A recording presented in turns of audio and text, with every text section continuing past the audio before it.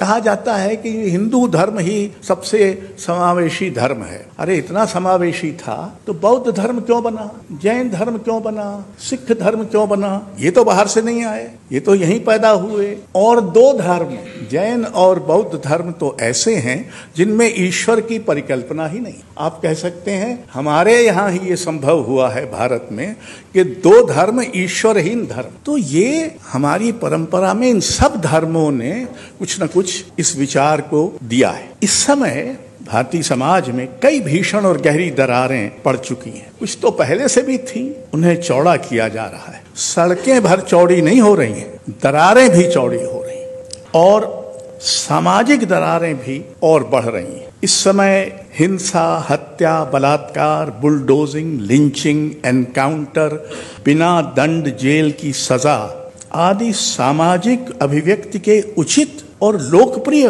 माध्यम बन गए। बहुत तरह की हिंसा को लगभग कानूनी मान्यता मिल गई है। ये भी जानना जरूरी है कि आखिर ये भारत विचार बना कैसे। भारतीय दर्शन, वेद, पुराण, महाकाव्यों की परंपरा है, वो प्रश्नवाचकता की परंपरा है। ऋग्वेद में ही ऋषि कहता है सब कुछ कहने के बाद कि लेकिन जब ना अंधेरा था, ना उजाला था, ना उपस्थिति थी, ना अनुपस्थिति थी, न था न था, तब क्या था? तो पहले तो ऋषि होने के नाते जोड़ता है कि हो सकता है उस विधाता को पता हो जिसने इस संसार को रचा है, और फिर उसका लोकतांत्रिक मन संशयग्रस्त होता है। वो कहता है हो सकता है उसको भी पता ना हो। तो ये तो धर्मद्रोह की शुरुआत अगर आप चाहें तो ऋग्वेद से है। सारे पुराण, सारे उपनिषद प्रश्नवाचक हैं, उसमें प्रश्नोत्तर हो रहा है। प्रश्न पूछा जाता है, जिज्ञासा की जाती है, उसका जवाब दिया जाता है। सिर्फ धर्म के बारे में महाभारत में क्या कहा गया है, इसके मैं दो उदाहरण आपको सुनाता हूं। वन पर्व से। हे महिपाल, एक धर्म से दूसरे धर्म का जब विरोध हो तो उनमें कौन बड़ा और कौन छोटा है, ये विचार करके देखना चाहिए। जो धर्म दूसरे धर्म का विरोध नहीं करता उसी धर्म को अपनाना चाहिए। ये मैं नहीं कह रहा हूं, ये 2000 बरस से पहले व्यास कह रहा है। और व्यास ने उस समय भी कहा था कि मैं हाथ उठाकर कहता हूं लेकिन मेरी कोई सुनता नहीं है। तो जब व्यास की नहीं सुनी गई तो दोस्तों हम जैसे छुट भाइयों की क्या सुनी जाएगी। लेकिन जैसे व्यास ने आवाज उठाई वैसे हम भी आवाज उठाते हैं। दूसरा, हे राजन, जो धर्म दूसरे का विरोध करता है वो धर्म नहीं है, कुधर्म है। जिस धर्म को दूसरे धर्म से विरोध नहीं वही सत्य धर्म। अब ये बात इसलिए जो भारत विचार है, इसमें जो बाद में हम लोग गांधी जी ने शब्द दिया सर्वधर्म समभाव, ये बात हमारी परंपरा से आई। ये हमने आधुनिकता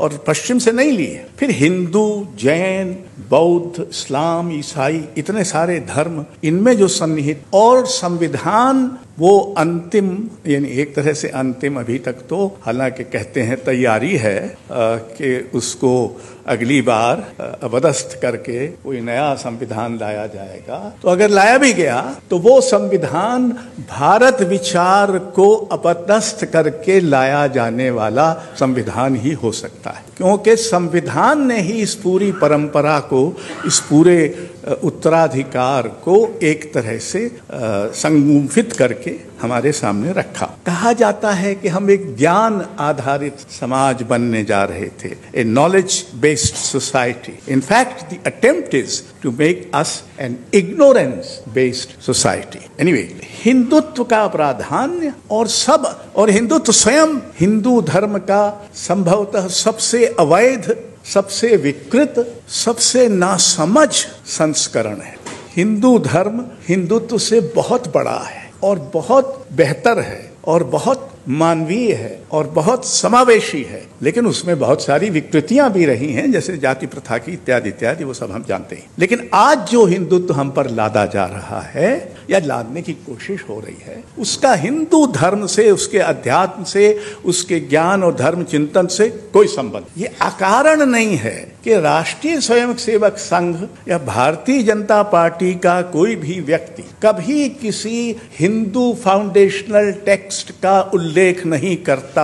वो किसी घटना का उल्लेख कर देगा, मसलन नोक भर जमीन नहीं देना, ये घटना है जिससे महाभारत हुआ था। जब दुर्योधन ने कहा था कि नोक भर जमीन नहीं दूंगा, लेकिन किसी जिनका मैंने आपको महाभारत से ही अंश पढ़कर सुनाए, यही नहीं रामचरितमानस जिसका बड़ा महिमा गान इन दिनों हो रहा है। आजकल हम महाभारत के नहीं रामायण के युग में रहते हैं, तो और महाभारत ज़्यादा कठिन काव्य है, उसमें बहुत ज़्यादा जटिलताएं हैं। पर बहरहाल रामचरितमानस में भी तुलसीदास ने जब राम राज्य स्थापित हो गया तब कहलवाया है, राम ने कहा है अयोध्या वासियों से, जो अनीति कछु भाखो भाई तो मोहि बरजहु भय बिसराई। अगर मैं कभी कुछ अनीति करूं या कहूं तो मेरे भाइयों मुझे बिना भय के बरजना यानी टोकना। आप अगर आज किसी राजनेता के बारे में एक मत व्यक्त कर दें तो हो सकता है बाहर जाते हुए आपको गिरफ्तार ही कर लिया जाए। ये उस राम राज्य का अपमान है जिसमें उसका एक छत्र राजा स्वयं कह रहा था कि अगर मैं कुछ अनीति करूं तो मुझे बिना डर के, यही नहीं भीष्म पितामह जब शैया पर लेटे हैं तो दुर्योधन और युधिष्ठिर दोनों जाते हैं, कहते हैं राजधर्म क्या है। तो पहली बात तो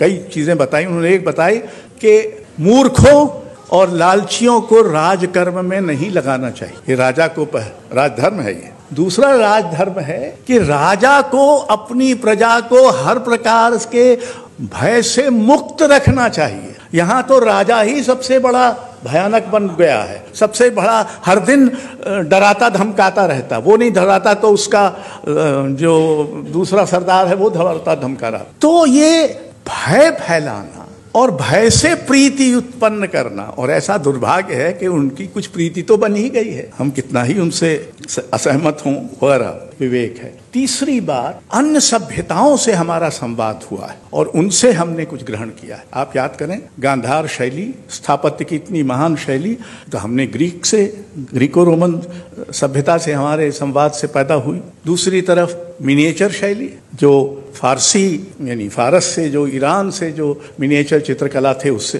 ख्याल गायकी ये भी हमारी ईरान से प्रतिक्रिया। तो ये सब चीजें धीरे धीरे इन्होंने स्वतंत्रता संग्राम और आधुनिकता और भारतीय स्वतंत्रता, लोकतंत्र और संविधान, इन सब ने मिलकर भारत विचार को गढ़ा है। अब इस भारत विचार के कुछ तत्वों की ओर मैं इशारा करना चाहता हूं। पहला तत्व है बहुलता और समावेशिता। भारत में जितने धर्म हैं, जितनी भाषाएं हैं, जितने प्रकार के भोजन हैं, जितने प्रकार के पहरावे हैं, जितने प्रकार के रीति रिवाज हैं, इन सब को भारत में जगह मिली हुई है। कोई एक धर्म, एक भाषा, एक रीति रिवाज ऐसा कुछ नहीं है। तो एक बहुलता है और समावेशिता है, और बहुलता का अर्थ है अन्यता का निषेध, हमारे लिए कोई दूसरा नहीं। जबकि आजकल तो हर दिन नए दूसरे बनाए जा रहे हैं, कभी सांप्रदायिक दूसरे, कभी जातिगत दूसरे, कभी धार्मिक दूसरे, कभी भाषिक दूसरे,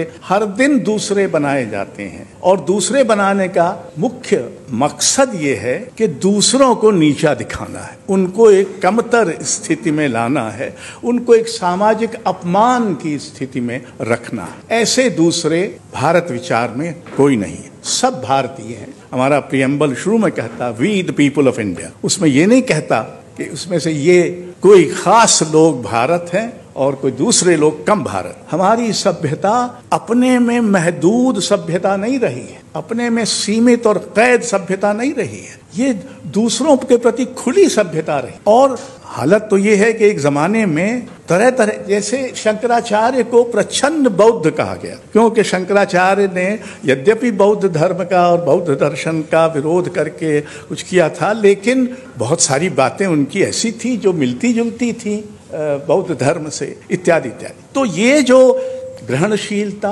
आदान प्रदान, फिर सर्वधर्म संभाव, सामाजिक गरिमा और व्यक्ति की गरिमा के बीच द्वंद्व का समाहार करती हुई सभ्यता रही है कि व्यक्ति की अपनी गरिमा है और जिसको हमारे संविधान ने स्वीकार किया, और जिस दोनों गरिमाओं पर इस समय लगातार हर रोज सत्ता हमला कर रही। और तीन मूल्यों में इनको एक तरह से संक्षिप्त किया जा सकता है, स्वतंत्रता, समता और न्याय। अब अगर आज जो हो रहा है उस पर कुछ विचार करें तो बहुलता की जगह बहुसंख्यकता, यानी जो बहुल है संख्या में जबकि हमारी बहुलता की धारणा में संख्या में कोई कम भी है। आखिर कभी भी बौद्ध या जैन या सिख हमारी हिंदू आबादी से तो कम ही उनकी आबादी रही है, बाद में इस्लाम, तो ये इनको कभी भी बहुलता के भूगोल से बाहर नहीं किया गया, उसको अब बाहर किया जा रहा। दूसरा, असहमति,